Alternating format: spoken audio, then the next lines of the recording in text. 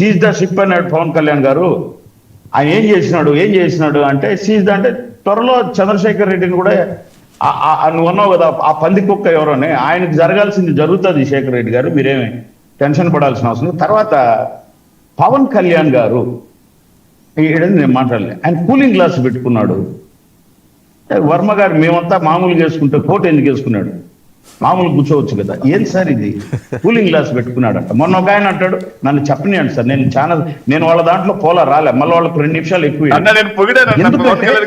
ఎందుకంటే cooling glass పెట్టుకున్నాడు. మొన్న ఒక ఆయన జుబ్బా అది బుడదలోకి దిగుతా పైజాం మడిస్తే మరుసటి రోజు వచ్చి పాపం జగన్మోహన్ రెడ్డి గారు కూడా మడిచినాడు. ఆడ కెమెరా ఉంది, ఈడ కెమెరా ఉంది అని తొలి చూడొచ్చినాము అని ఒక ఆయన అడుగుతాడు, ఈయన శేఖర్ రెడ్డి గారు.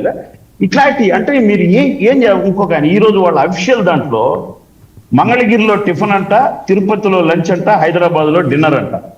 ఏం చేయాలి అంతగా? ఆయన సొంత డబ్బే, ఎక్కడ తన ప్రభుత్వ డబ్బులు వాళ్ళ, ఆయన సొంత డబ్బే. ఇప్పుడు ప్రభుత్వం ఇచ్చే బంగ్లా కూడా వదులుకొని మంగళగిరిలో ఉన్నాడు ఆయన.